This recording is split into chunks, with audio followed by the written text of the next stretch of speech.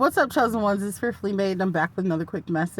So, short story which led to this Bible study was I was listening in the spirit to this witch and this warlock who keep harassing me.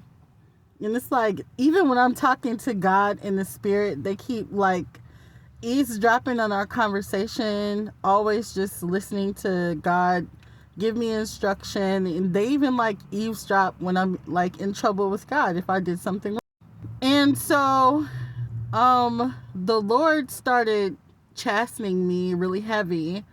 Well, not chastening, but just kind of like his energy towards me is different. You like, if you're close to God, you can feel his energy. And it was like a real serious, like really assertive type of energy. I'm not playing with you. And you know how like when your kid's doing too much and you like, you better stop because I'm not playing. Like that type of energy. It was like a kind of like yeah, it was that. Okay, that's confirmation. It was that. And so the witch and the warlock started like making a little joke at me, like Desiree isn't scared of nothing but God, and oh, look at Desiree, she's scared. Like, what? Of course I'm scared of God. Anyways, so what it was God wanted me to hit the gym, and I wasn't being obedient. Okay, I was not walking in obedience. He's been telling me to hit the gym for a long time. Like, he's been really patient with me. The Lord gave me like at least a year before he started like started getting real serious. Like, I'm not playing with you. And so I was like, fine. So I've been hitting the gym. Like, I hit the gym even on my 15-minute break here at work.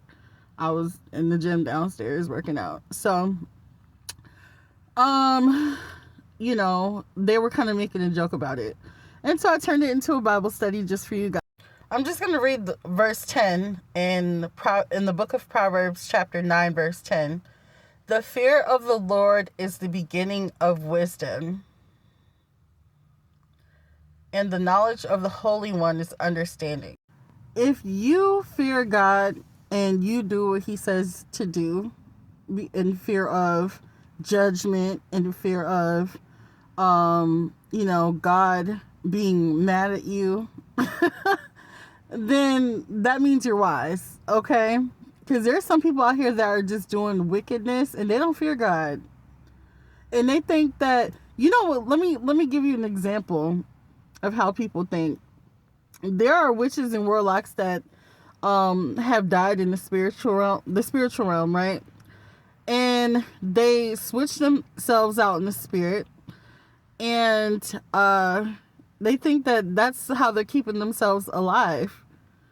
And it's actually funny to God to watch them switch themselves and jump and hop and skip and hide in the spirit, because they think that they're saving themselves. Whole time, all God has to do is shoot a dart in your heart and boom, you're gone, right?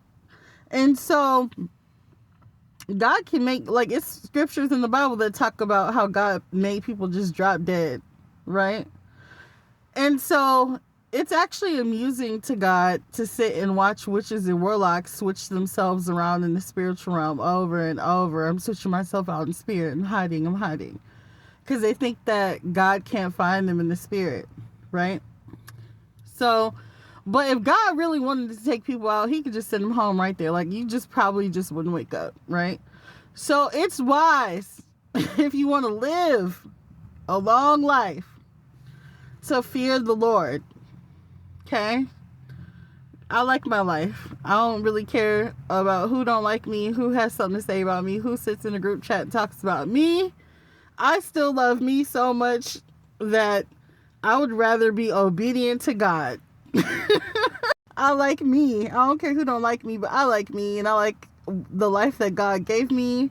So I'm going to fear the Lord. But anyways, long story short, the fear of the Lord is the beginning of wisdom.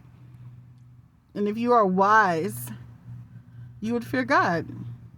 Or you're going to be switching yourself out in the spirit, trying to duck and dodge the spirit of death while God is giggling at you in the spirit. That's an insider. I love you guys so much. I'll talk to you soon. Y'all will in peace.